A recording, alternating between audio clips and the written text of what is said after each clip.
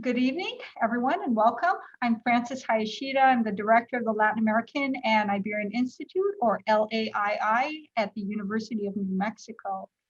Our mission is to promote and support interdisciplinary teaching, research, and meaningful public engagement to advance the production and dissemination of knowledge about Latin America and Iberia. Latin America is designated as one of 7 priority areas of research for UNM, and we proudly contribute to both the university's intellectual community as well as global discourse through programming.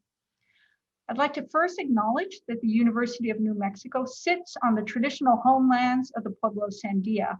The original peoples of New Mexico, Pueblo, Navajo, and Apache, since time immemorial, have deep connections to the land and have made significant contributions to the broader community statewide.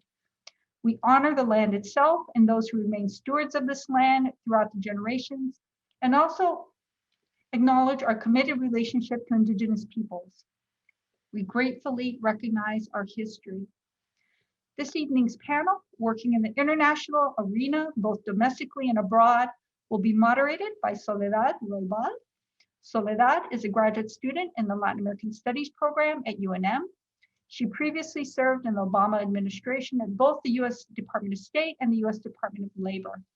At the State Department, she was a White House liaison, then a senior advisor in the Economic Bureau, where she represented the United States internationally on tech policy issues. Soledad, thank you for moderating this evening. Great, thank you, Frances. Thank you for the kind introduction. And thank you for everyone who has joined us today.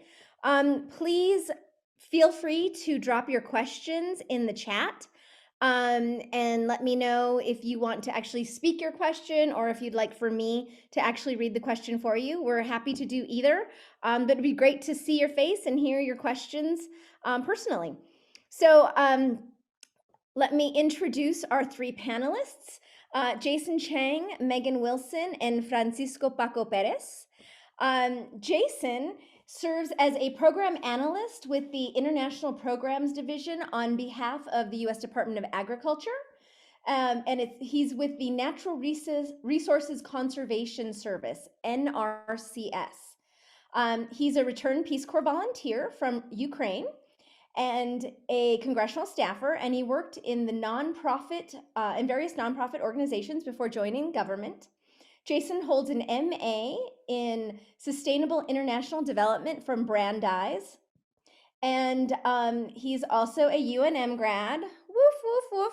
Go, Jason, everyone. And he was a 2015 fellow of the Aspen Institute International Career Advancement Program, ICAP, and he is going to tell us all about that. And then we have Megan Wilson, and Megan is also a Peace Corps alumni, but she is also a Peace Corps employee. So Megan is currently the country director for Albania and Montenegro. She's a trilingual leader with 20 years of international development experience with a focus on health and the environment. And Megan's experience in development, as I mentioned, started with her Peace Corps volunteer experience. And she has also worked in posts as a congressional aide. She's worked at the EPA, she's worked at USAID and at the State Department. And she also held a position with Population Services International as the executive director of their network, of the PSI network members in Benin.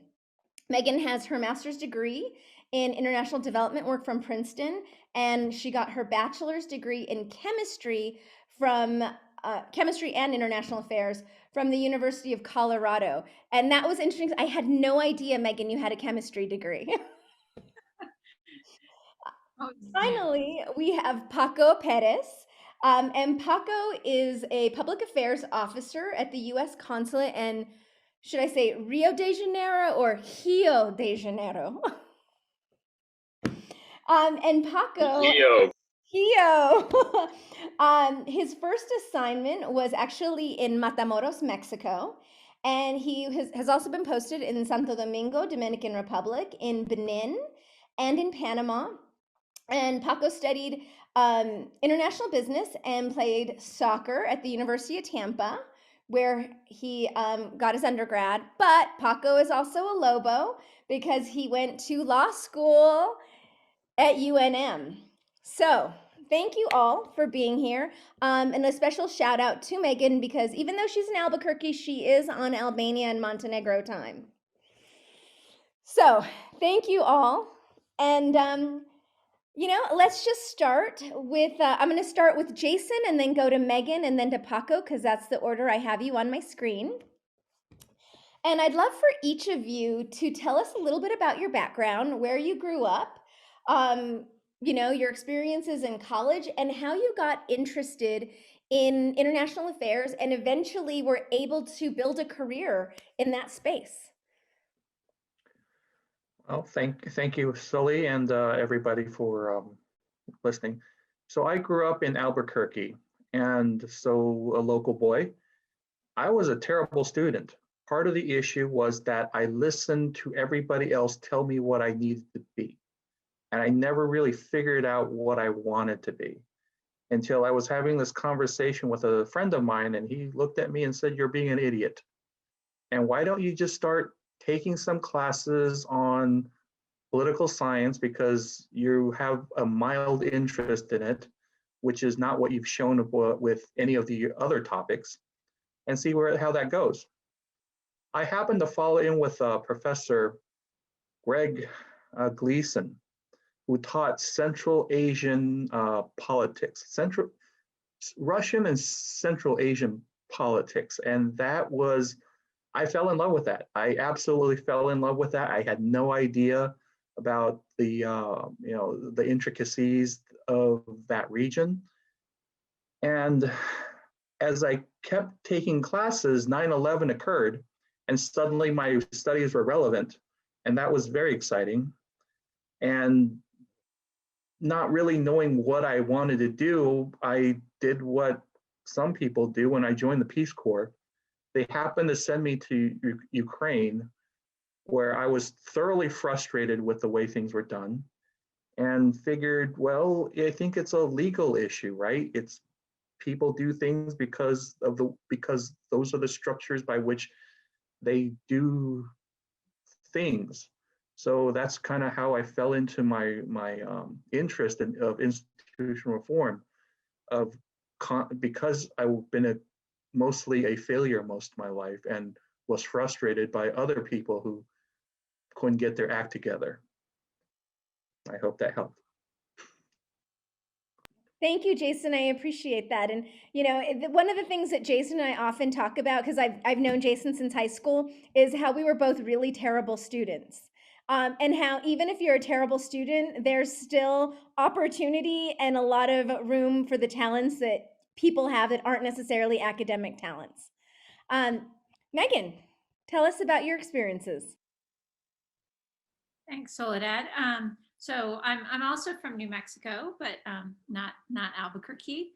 I grew up in Socorro, about 70 miles south of here, and went to high school there. And I first really got interested in international development because a family friend had been an exchange student, and I thought that was really cool. So I asked her about that, and she told me about how she had joined this exchange program called AFS. So I was like, okay, I could do that. So I applied for that and was an exchange student in Belgium for 1 year, and then came back and realized this was an area that I really loved and would love to continue to explore. So when I went on to college, I first started off as an international affairs student. The chemistry stuff came later, interestingly, and just continued that way. And I really loved it. And I got into chemistry because I had a really great chemistry professor who convinced me that this was the way to go and that I could do both at once. So I did that. And then when I was graduating from school, I couldn't imagine going to sit in an office with a 9-to-5 gig. So again, I was trying to figure out how I could do something different. And another family friend had joined the Peace Corps. So I was like, oh, that's a great way to get abroad. So I went, and I was a Peace Corps volunteer in Guinea, West Africa, where I taught math to 9th and 11th graders. And that really changed my perspective on the world, and made me realize there's a lot of things that we can do, and gave me sort of this, as you say, you get this bug that you can't get rid of, that I wanted to work internationally. So then I came back to the United States and tried to figure out how to continue to do that, and had the good fortune of working in different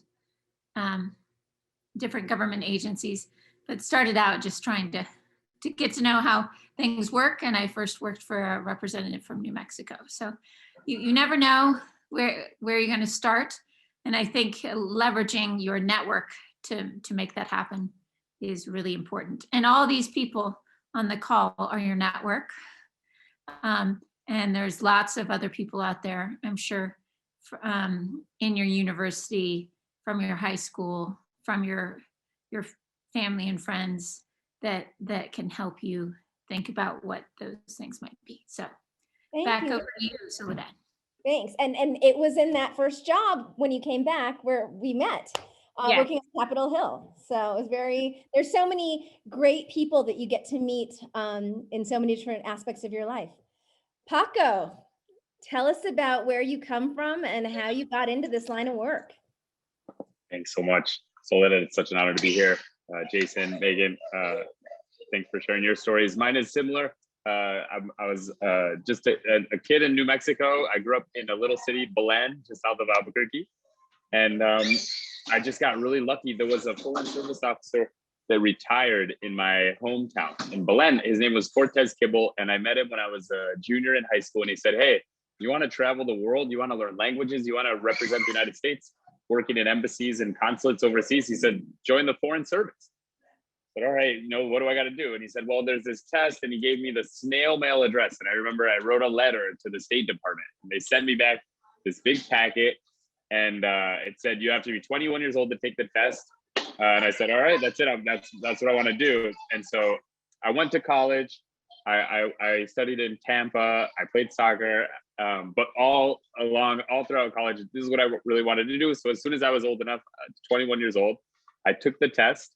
I failed. It's the hardest test ever. And I didn't have really anything else going on. And the guidance counselor said, hey, if you're interested in politics at all, you should look at going to UNM for law school. She said, it's an amazing school, really good deal, good price. You're going to meet all the lawyers, you're going to meet all the judges, and you're going to meet all the politicians in the whole state.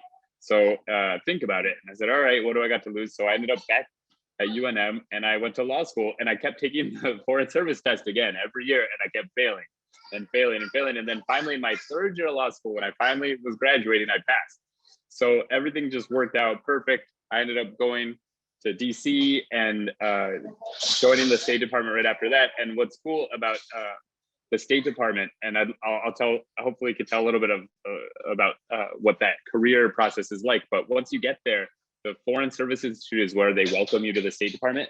It's kind of like Professor Xavier's Academy. It's like full of all these people learning different languages and all these professors. And it's kind of like, reminds me of like a school for the gifted where people are just like studying culture and language and history. And it's where the code talkers invented the Navajo code that was used during World War II. And it's in Virginia, it's in Northern Virginia. So that was really neat. And one other thing I want to mention is when I was at UNM, both when I was at Tampa and when I was at UNM, I did study abroad. So if you're a student right now, and the study abroad that I did actually from Tampa was in Malaga, Spain. And they have the program set up through the Ibero Institute at UNM to send students to this language program in Malaga, Spain. It was a blast. It really did kind of open me up and change my life. And then when I was at UNM, I applied for a study abroad and an internship at the US Embassy in Lisbon in Portugal. And that's definitely led me to where I am today. I mean, I learned a little bit of Portuguese and I said, that's what I want to do. What do I have to do to join the Foreign Service? And then I end up joining and they're like bait and switch. They're like, yeah, you're not going to Europe. You're going to Matamoros, Mexico. And Matamoros in 2009 was gangster. Like it's gangster now, but 2009 was like the height of the cartel violence between the Zetas and the Gulf cartel. And it was pretty wild. I did visas, so I was adjudicating visas on the visa window and deciding who was going to get to go into the United States and stuff. It was pretty wild, but I liked it. The food was delicious, and it set me up for my next tour, actually, where I got to serve with my wife. So I'm now married to a Foreign Service officer. Her name is Stephanie Espinal, and she was posted to Santo Domingo. We were doing long distance. And I think it's important to talk about this. It's called a tandem couple thing, where both people serve, because I saw this study recently, and it showed like Latinos looking for jobs in foreign policy. And you know what they said? The study showed like where we need to focus is on the moms, because that's who's like making the decisions for people. Because a lot of people are like, well, I want to leave, I want to do this, but I can't leave my family. And the moms are like, yeah, you're not leaving, you're not going anywhere, Hito. But if we can convince moms that it's like a career where you can go with your family. My parents travel every country I've been. They were in the next coast after Dominican Republic. We went to Benin, and Megan got to meet my parents and my wife's parents. They spent tons of time there. And so I think that's one thing that can be helpful in terms of this type of a career. Like even when you go to DC, your parents come visit all the time. And there's always, when parents come to town and they bring the green chili, everybody in DC comes over. It's a big party. And that's kind of like one of the reasons why the DC community is really tight. And there's actually this New Mexico State Society where everyone hangs out and gets to know each other. And it really is kind of like a family for all the New Mexicans in DC. That's where I met Soledad. And Soledad put me onto Megan. And my brother is in DC now. And my brother says that him and Jason, you guys used to hang out a lot in DC. And so that led me to where I am now after Benin, where I was served with Megan. And I've tons of stories about Benin, would love to tell some of those later. I went to Panama, was there for 3 years. And then after 3 years in Panama, got assigned to Rio de Janeiro, which is like I literally have to pinch myself every day because it is amazing here, like total dream come true both for me. And I'm really happy. And if I can help convince anybody to do what I did, trust me, if I could do it, you could do it. So really happy to help. And thanks so much, Soledad, for organizing. Cheers. Yeah, no, it's exciting. I think I still have one of your casserole dishes, and I was actually at your parents' house not that long ago while they were visiting you. Because it's New Mexico, and we're all connected. Well, that's exactly. So one of the things that I want to know, or what I think some of the students might be interested in knowing, is what can they do to make themselves competitive and to prepare themselves to take on these types of jobs? Let's go with Megan, Jason, and then Paco. Okay, thanks, Soledad. Yeah, no. And Megan, also speak, maybe you can speak a little bit to being the person who hires and manages Peace Corps volunteers. Yeah, no, of course. No, it's a good question. And I think as Paco and Jason and I've sort of illustrated, I think just go for whatever interesting opportunity that you think is something that inspires you. Just having different experiences that show that you're willing to put yourself out there really means a lot. In the international forum, having some international experience is really important. So being able to show that you've worked abroad at some point. As Jason and I have shown you, one way to get your foot in that door is through, and also Paco, through international study. That's study, but if you want to get a job, I mean, Peace Corps is a great way of doing that. And I would encourage anyone on the line here that's interested in Peace Corps to apply, because it's a great way of getting to work in a country, getting to understand a language, you're there for 2 years. You really are immersed in the culture. You're immersed in the culture. You're immersed in the language. You get to see the world through a different set of lenses. So that's one way of getting in. There are many other ways of getting in. Paco talked about some others, but just having some of that international experience and looking at different options. Study abroad is a great way of starting out with that. In terms of hiring, so Peace Corps is unique. In the past, when I wasn't a Peace Corps country director, when I was an NGO director, there I just looked for people that were passionate, had international experience, and were willing to work hard.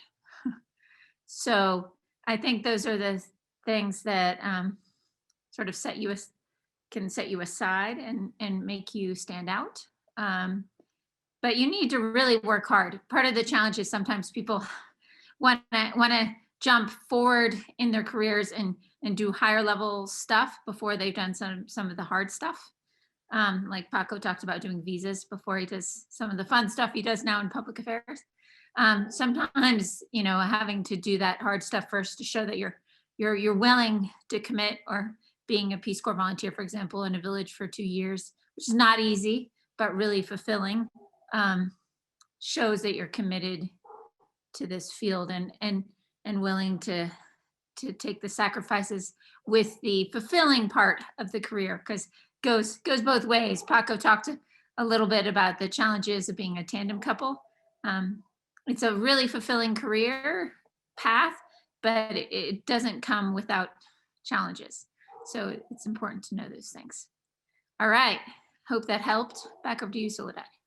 Jason, tell us about your perspective and what you think are the important skills and what people can do to make themselves competitive. There is no right answer for this, because some of the most interesting people I've met who work in international affairs, development, or whatever, started off doing something completely different. And they never imagined in their younger years that they would end up working in international affairs or whatever, because they focused on the thing that they wanted to. And it turns out the skill set that they had happens to be something that is in demand when they got hired for that position. So it's nice to aim for an international affairs career if that's what you already kind of know what you want, because it's very broad. It's literally everything. You name it, it's there. We want to, if you say you want to do trade, international trade, Mexico is another country. That literal line in the sand means you're doing international work. It doesn't feel like it because we're sitting in New Mexico, but it really is international. So what makes you competitive? Well, really, like Megan said, sometimes it's your passion. I met a guy with the World Cocoa Foundation. It's a trade group for cocoa, and it happens to be they deal with chocolate. Can you imagine working and dealing with chocolate issues as your job? He never thought he'd end up there, but he gets to travel the world, eat chocolate, and buy and sell chocolate. Completely unimaginable. So my point is that to be competitive is to just kind of be honest with yourself about what you want to do. And if it happens to be in demand internationally, so much the better. And part of my job is to identify technical experts among the water and soil scientists and extension agents in USDA and offer them opportunities to share their experience with people in other countries. I'm going to do that. That's my role. So they didn't really sign up to do that work when they signed up to be a soil expert in rural New Mexico. But if they happen to have the skill set, part of my job is to identify them, approach them, and then send them to another country for a few weeks. And then they get to work with cacao farmers. This happens to be a project I helped. in Colombia. We sent them off to former rebel-controlled territory to look at soil, to contribute to the Colombian peace process, because we want people to grow chocolate rather than coca. So, you know, that's a terrible answer, but be yourself. So thank you, Jason. Paco, now as a Foreign Service Officer, I definitely know there are certain skills depending on what cone you choose. Do you want to talk a little bit about the cones and the different skill sets that maybe are people should be working on if they're interested in those? Yeah, for sure. Good idea. But let me just say, any answer that involves chocolate is a good answer, because that makes me want to join a career for sure. But so let me go through a couple of these, and then I'll describe the 5 cones. That's a good idea. So, but the best advice I have, and this is like coming from as a New Mexican, that my best friend growing up was named Tomas Pria. My other best friend was Beto Sanchez. They didn't speak any Spanish, and it was so sad. And I remember like we were graduating high school, and they had taken Spanish, but it never really stuck. And I think that's one thing that really sets people apart when they apply for jobs, is being able to speak another language. Even if the job isn't like a requirement for that position, people are like, oh, wow, they're bilingual. And that helps a lot. And there's this funny joke they tell all over the world, even in Brazil. I've heard it recently. They said, what do you call someone that speaks 3 languages? Trilingual. What do you call somebody that speaks 2 languages? Bilingual. What do you call somebody that just speaks 1 language? American. It's so sad, but it's so true. You know, like if you look at Americans, they don't travel a whole lot. They don't usually have a passport. But in New Mexico, we're not only like, are we blessed with such a large population that speaks Spanish, but we're also a border state. So like a lot of experiences, a lot of your jobs can provide that international experience, because you can work on border issues, even if it doesn't, you don't have to be living in Deming or El Paso or Silver City. You can still work on border issues, and you can put that on your resume. And I think that helps. It goes really far. I mentioned study abroad. I think that's another great opportunity. And there's expensive ways to do it, like going into Europe, but you could also you could go to Mexico. There's tons of friends of mine that studied in Guanajuato or Guadalajara or Mexico City. And those are great experiences, and they can help with languages too.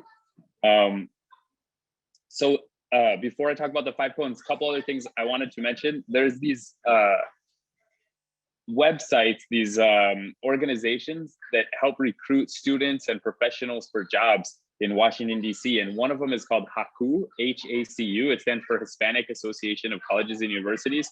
And there's another one called CHCI, Congressional Hispanic Caucus Institute. And both every year send 60, 100 interns, fellows, professionals to Washington, D.C. and to other places with paid jobs. And I did both. I did HACU and I did CHCI. They're the ticket. I mean, HACU has scholarships. They're like, they do conferences every year, and they pay for everybody to go to them. If you and it's not just limited to Hispanic students either. HACU is like a misnomer. It's HACU, but they take everybody. So apply for those. And then I saw one question that popped into the chat was, I'm not a student.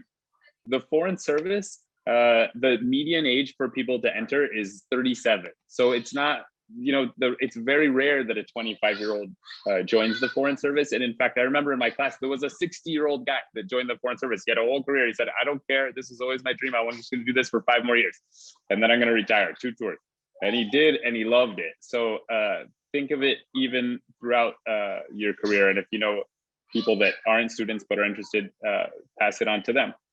So the 5 cones are really simple to explain if you think about it like this. The first one, the primary reason that any embassy or consulate exists is really to help Americans overseas. So if an American loses their passport, we're there to help them out. If an American gets arrested, like by the Vienna Convention, we're there to help them out. So the visas also fall into that consular area. And that's usually the most busy part of the consulate. But the people that work there, they love it. My wife's in the consulate because they generally just work 9 to 5. And they have a system to set up, for emergency stuff, but it's like a 9 to 5 job.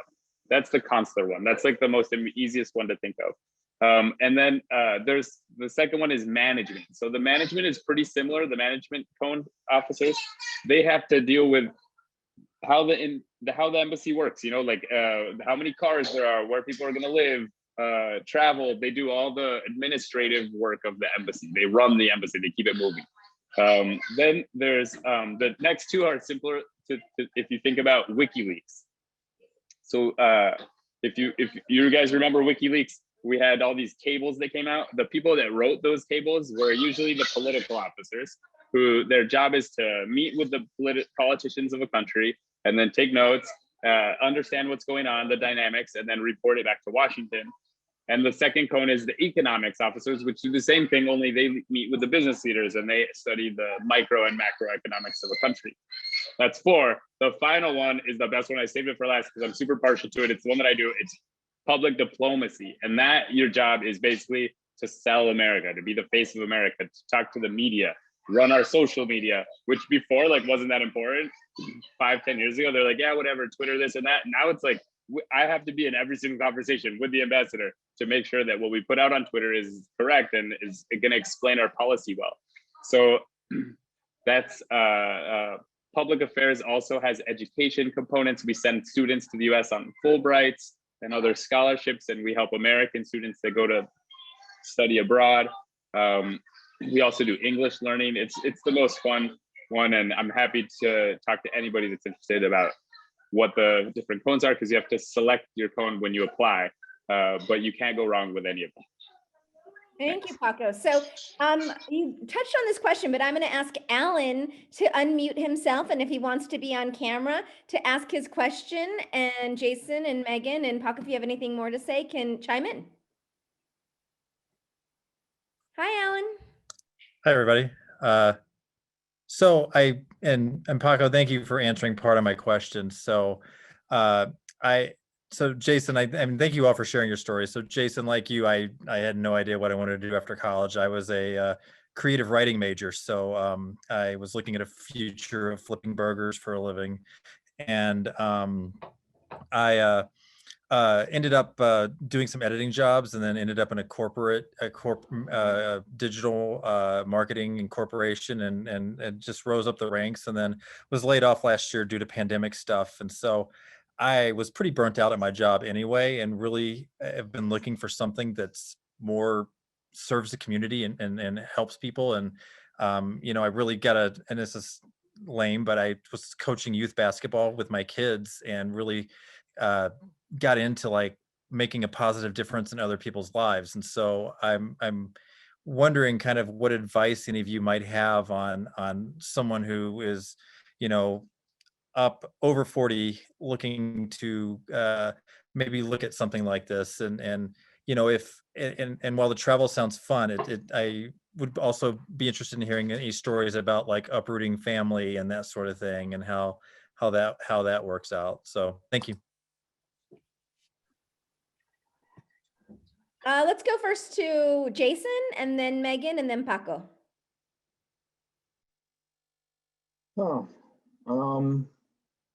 The thing is, foreign service isn't the end all be all, and Paco and Megan will beat me over the head with this, and so will Sully. It's not the end all be all. There are a lot of groups. Well, I know the federal government better than I know the nonprofit, and you don't have to travel. And there's so much out there where there is a honor to public service, and you figure out how it is that you want to serve. And there is probably a group or a government agency or municipal that really wants to do that too. Don't look for status. If you're really looking at something that feeds your spirit, then kind of look around your immediate circles, because I know you're not in a vacuum. Thank you. Megan. Yeah, no, it's great. I love hearing your passion, Alan, and your desire to make things better. I can tell you that's exactly what we want in Peace Corps volunteers. But it sounds like you have a family, so sometimes Peace Corps is really appropriate for couples, but it's harder if you have younger kids. It's not set up that way. But there are other organizations, the other institutes, as Jason was mentioning, that would love someone with passion and dedication Again, in international development, it is harder if you want to do, in particular, international work versus domestic work. You need some of that international experience. It's harder to get in without that. Also, another thing which you guys are taking care of is it's important to have a master's degree. So I'm happy to see that you all have a master's degree. Not as important in the Foreign Service as Paco can tell you, but in other other domains of international development, it's helpful to have that on your resume to show that you've done that extra work. So that's great. There's also different fellowship programs, which are as some of which have been highlighted here in the chat and by Paco, which are a good way of getting in the door. There's something called the Presidential Management Fellows Program, which you can apply for out of graduate school. I think it has an age range with it. I don't remember where the cutoff is, but that is something I would encourage you all to look at when you're done, as you get towards the end of graduate school, because it's a great way to get into the government in many different areas. So, and then other US agencies have what they call these hiring tracks. I joined the Environmental Protection Agency through a rotational development program. At the time, that was called the EPA intern program, which doesn't have a really good sound to it, but they've changed the name since, I think. Goes basically like the Presidential Management Fellows Program. It's a way to get into the government that enables you to get in more smoothly, onboarding, and then allows you to move around and try things out. So those are things that I would think about. Different agencies have different programs like that. So I would encourage you to explore that, but also encourage you to think about what are you passionate about in terms of helping people. There's lots of amazing work going on now in the United States as we work to address the COVID pandemic. So that is an area where there's no lack of work currently. So something to think about. Soledad. Paco, and Paco, I'm going to ask you to also talk a little bit about USAID, because I remember your brother once telling me that he chose to go to USAID instead of state because he was a dream maker, not a dream breaker. That's hilarious. And it sounds like my brother. So no, let me start there actually. I'll talk for a second about civil service jobs in the United States, working on foreign policy. And my brother is a perfect example. So he went to DC with an internship with Haku, did 6 months of the internship working at USAID in the, I think he was at the time in the World Water Coordinator's office. And then just hung out and loved it, really liked DC. He's like, I don't want to go live in some third world country, forget it. And he said, I'm gonna stay in Washington as long as I can. And he's been there now 6-7 years and he's doing really well. And he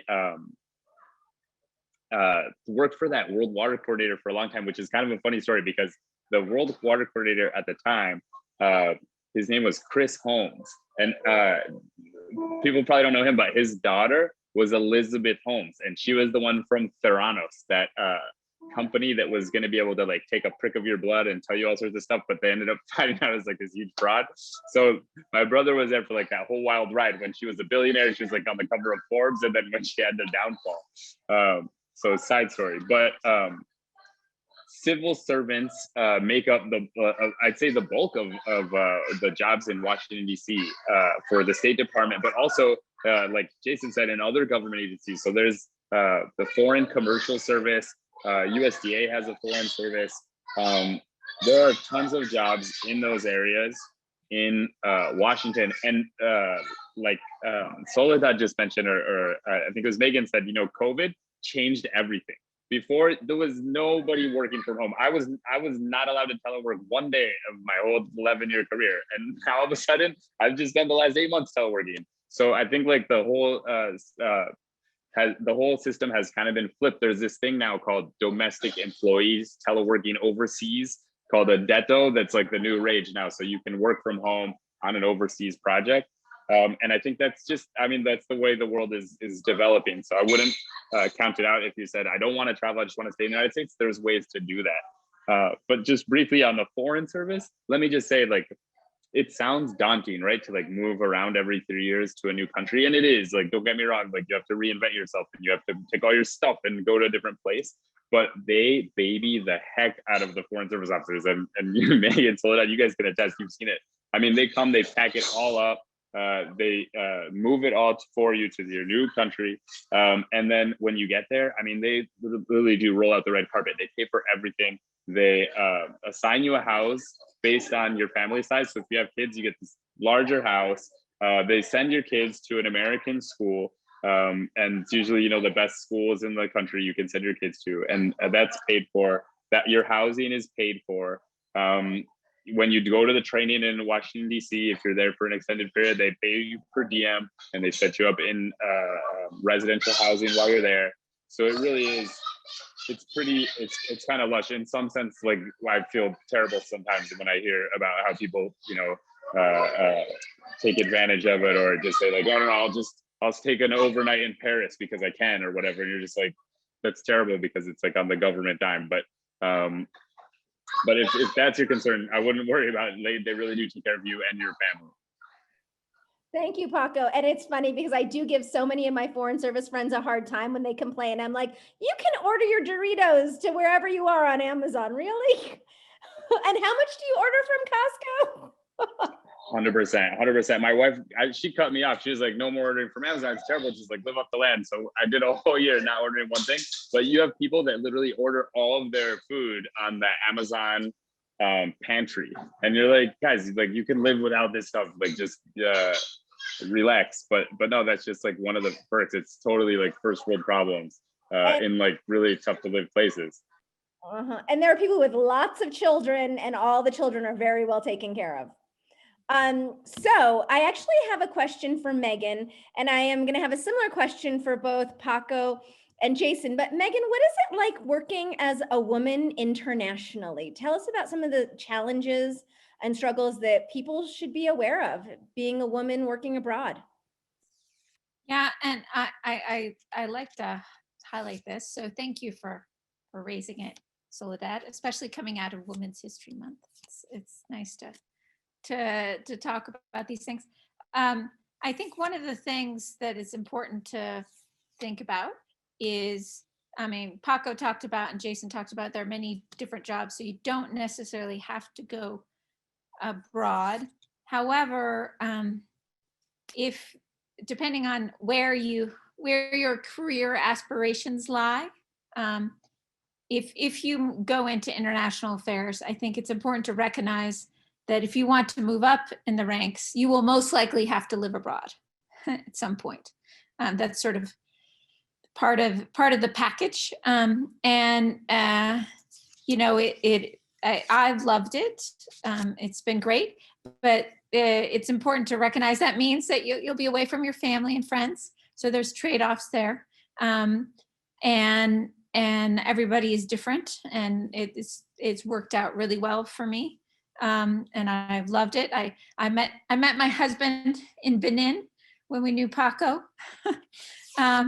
So, you know, these things can happen, but it's important to recognize that it's not always easy, and you will be away from your family. What's interesting is when Soledad asked me this question, I started thinking about it. And in some ways, I don't think being a woman abroad is all that different from being a woman in the United States in terms of leadership positions. And I'm sure you guys, the women on the call, or women leaders on the call, recognize this. Often women have to prove themselves more than men. So you end up working more and harder to prove yourself.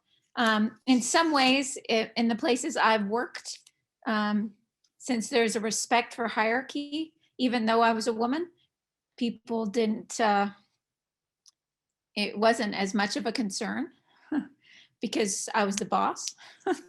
So that was less of a concern. I found it more being a concern when I came back to the United States. So that's something I'd throw out there. But I would encourage you to do some real soul searching, and also think about what you love to do. Like when you wake up in the morning, and you want to go do something, like what is that type of thing? Because I've had some colleagues get into international development because they think it's sexy, because they think it's gonna have an impact, and then they find themselves like working on budgets, or which helps international development, but they don't love working on budgets, doing that day in and day out. But knowing like what you are good at and what you love doing. Like, for example, I'm lucky that I have a job where I love working with people. And so I get to work with over 100 volunteers and over, 30 staff to help support those people. And that brings me joy. Paco, I think, is a great example of someone that's in their job made for them. Or he found, exactly his calling. And he can talk to that, because I was always so impressed with Paco's ability to really be inspirational and trying to find that. So hope that answers your question, Soledad. Thank you, Megan. So this next question is for both Jason and Paco, and I would love your thoughts on being people of color working internationally, and your thoughts on that. And whoever wants to go first. Actually, I'll call on Paco and then Jason. All right. Yeah, that's a really good question. And I guess I'll start off by saying you got to look at the stats, and the numbers just are really, really poor. And if you look at the State Department, for instance, the Hispanics in the State Department is hovering around 5%. And that's well beneath the national average. So that's really one of the reasons that I really wanted to join. And I'm sorry, I've got my kids doing a piano recital here. I don't think I can stop them either. But the truth is that we have to show a different face of America in order for America to really succeed internationally. I think we have to show who America really is. And so that was what inspired me to join. And that was actually, like, I think one of the ads that I saw in careers.state.gov, it was like, be the face of America. And I think the fact that there's so few New Mexicans in the Foreign Service really shows, it isn't something that we talk about. It's not like as part of like our high school like job search forms where they're like, hey, look at this career. But it's out there, and people like Soledad are bringing it home, and we need to capitalize on that and help to change that. And so I think, if anything, to like actually in the role of being a person of color in the Foreign Service, like I think it's actually been amazing in the sense that I think people really respect and value your input, because it's different sometimes than what they're used to hearing. And then when you're abroad and you go to meet somebody and they're like, wait, you're American? Like, no, you're not American. Like, where are you really from? And you're like, no, like, I'm American. And then all of a sudden you can share stories like, but my father's from Mexico, my mom's Italian. And all of a sudden you get all these cultures and mixing of different stories and heritage. And it really does pay off, I think. So I think it's a huge benefit, but it's something that we need more of for sure over. Thank you. And it reminds me of my friend Luis Gonzalez, who well, I think everyone here maybe knows him from the panelists, who was recently posted in Mexico City, and his Spanish is so good that people would regularly think he was Mexican. And so he would often have to say, no, I'm American. I just am, my mother's Mexican and I'm of, Mexican descent. Jason, tell us about your experiences. Well, I think part of it is it depends on what type of color you are from the States. Because as recent events has shown, my people are still seen as foreigners here, despite, could be generations. However, that can also be a double-edged sword, because if you're abroad and you happen to blend in, it can offer a potential level of anonymity and safety.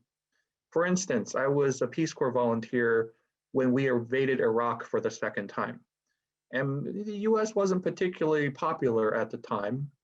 And I would sometimes introduce myself as Chinese, because the guy in the I'm sharing a car was drunk and a little belligerent. So it depends on how you use yourself. And I agree with everything Paco said about the need for representation. There is a myopic view in a lot of our foreign affairs and our strategic planning, where we're stuck in groupthink. And the more people with a diverse viewpoint on the world is necessary for us to make better choices as a country and as program implementers. Thank you. Great, thank you. So we have a question from Aaron. Aaron, would you like to unmute and get on camera if you're comfortable with that?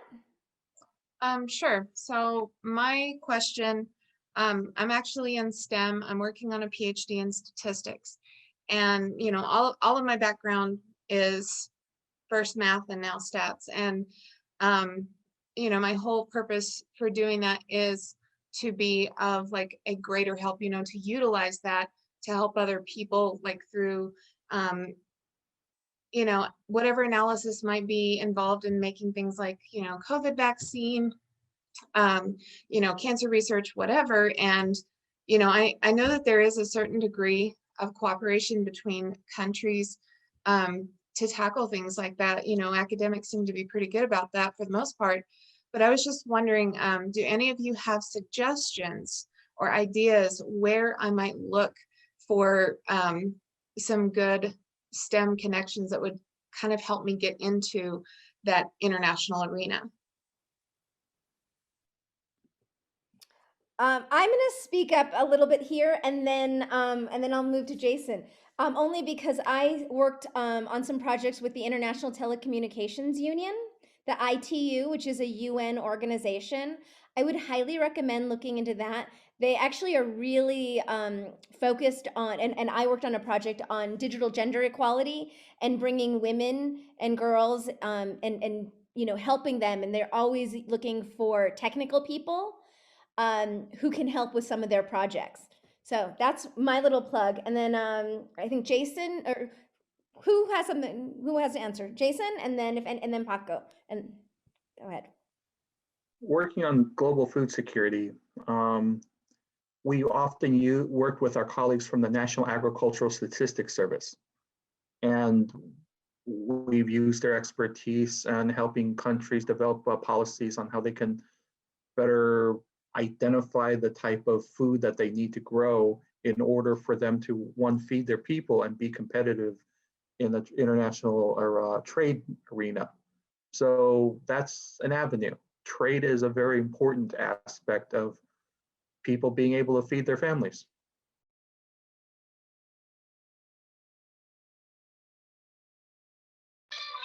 I'll jump in real quick to say, yeah, similar. Actually, I was thinking of that ways that people work on food security. One thing that in Brazil recently, there's been a lot of statisticians working on COVID with the CDC, the Centers for Disease Control, and also with HHS, Health and Human Services. They've sent whole teams down to the Amazon to take research, to take studies, to find out how people are reacting to the different vaccines and how the COVID is spreading. So I know those two agencies have jobs in that field. And then I'm sure USAID, where we mentioned where my brother works, the development agency of the US, they have tons of statisticians and mathematicians crunching the numbers in terms of development as well. So all three would be good. But yeah, you're needed. You're definitely in demand. Great. So we have another question from Joe Ruvido. Joe, would you like to unmute yourself and ask the question? Hi, thank you very much for this great panel. I am former Peace Corps. I was Peace Corps in Mexico.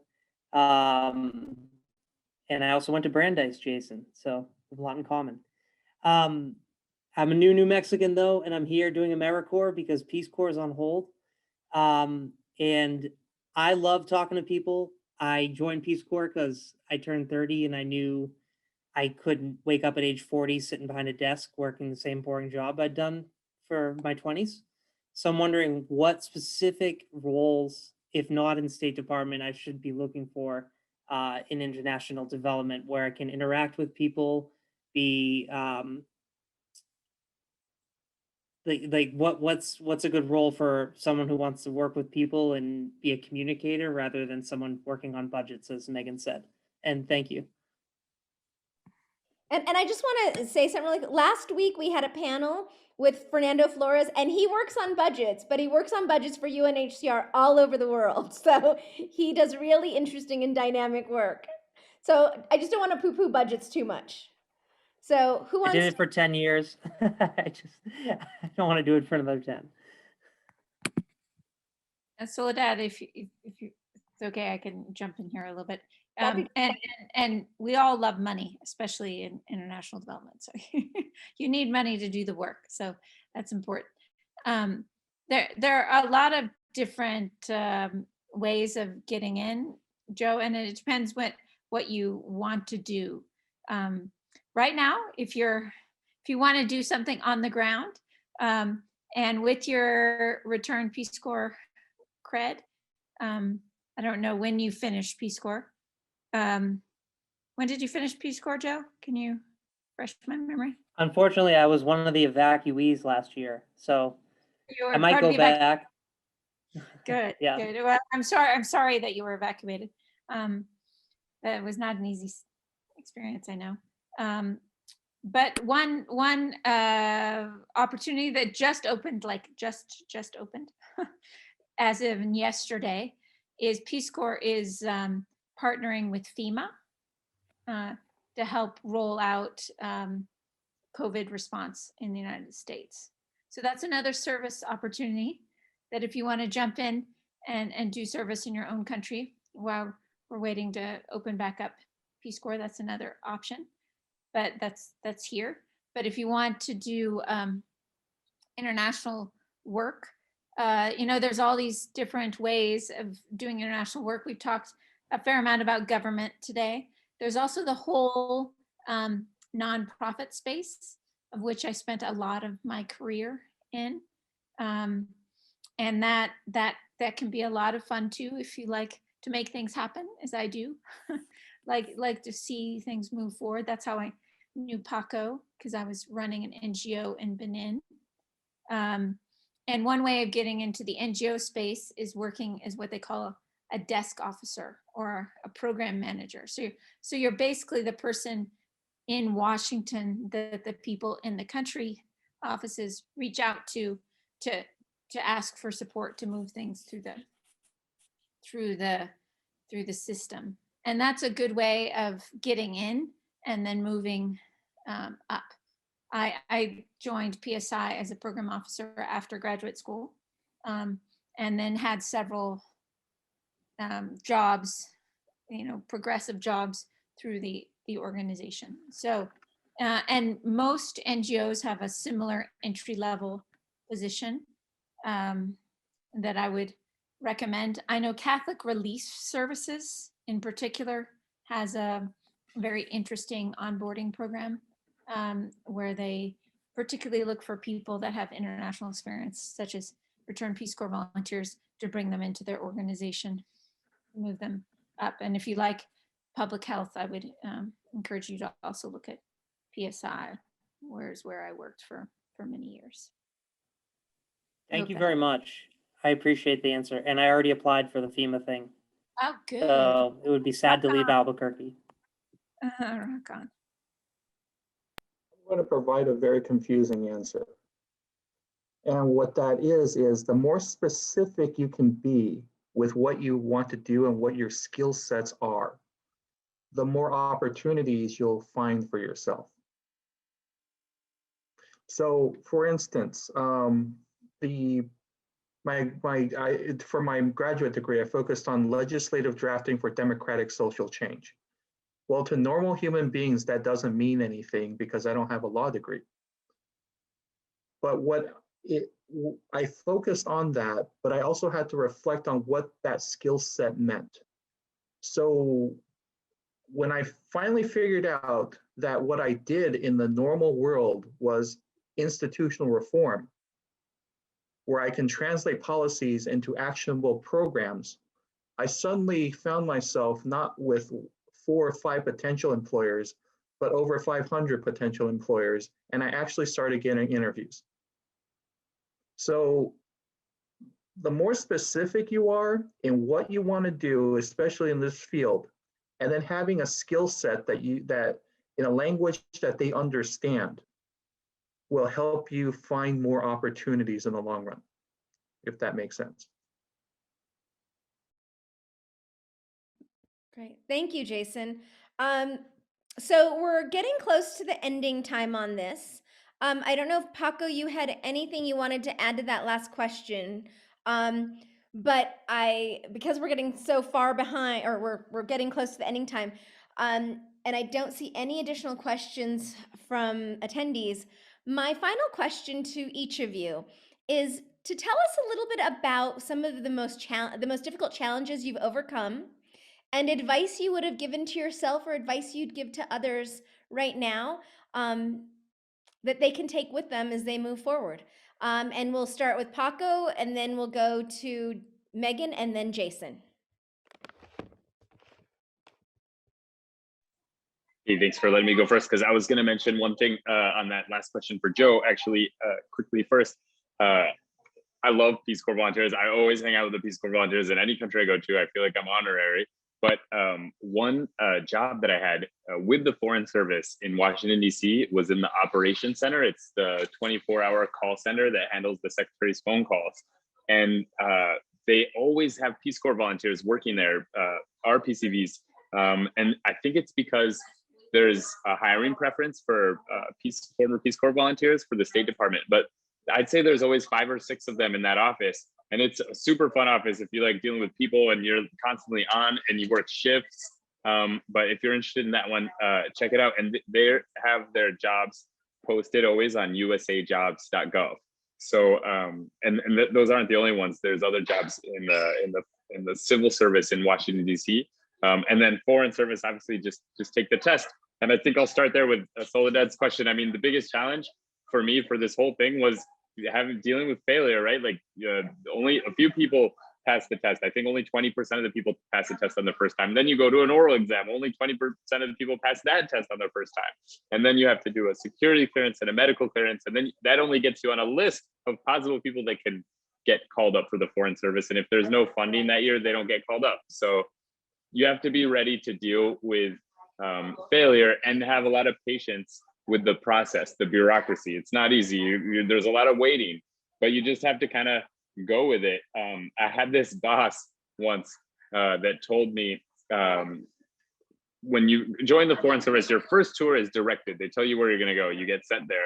Like I got sent to Matamoros, usually your second tour as well. The third tour they call mid-level bidding. And that means you have to go out and find your job. And it's tough. Every couple of years, you have to create a resume. You have to send it to people. You have to do interviews. It's kind of like applying for a job every couple of years. And I had a boss once that said, you know what, you have to be very zen about the whole process. But at the end of the day, and knowing, wherever you go, that's where you were meant to go. But at the end of the day, like when it comes down to it, it's between you and another person. You both want the job. You're going to have to make that Tony Soprano phone call that's going to off the other guy. So you find the most senior person in Washington, D.C., and you call them up and you say, hey, I want this job. I'm good for this job for this reason. Please give me the job. And hopefully that gets you the job. So being zen about it all. But at the end of the day, like you make your career decisions. And so you got to make it happen over. Thank you. And let's remember that happens at every stage. This last weekend, I had an ambassador call me to discuss her next career move. So it happens through the entire, from the lowest level up to the, top levels. You're constantly having to think through strategizing. And now I can't remember if I said Jason or Megan, but I'm sure you two remember. Want to go, Jason? No, I remember Soli said you go first. Okay, no problem. I think similar to what Paco said is just go for the opportunities. If you see an opportunity that you think is interesting for you, don't think I'm not good enough for it. You're good enough for it. Also from, for the women on the call, also speak up. In meetings, Soledad can speak to this, often women's voices aren't heard as much, but remember to speak up. You have something valuable to say. So go for the opportunities, speak up, work your network, use that network is super important. I have gotten almost every single job except my first Peace Corps gig. For some reason, because I worked with my network and learned about what was going on. So make sure you take advantage of that and look broadly for those opportunities. Ask people, do informational interviews, reach out to people, because that really can help. And as Paco said, make those calls. When you have that network, use it, because it's to your advantage.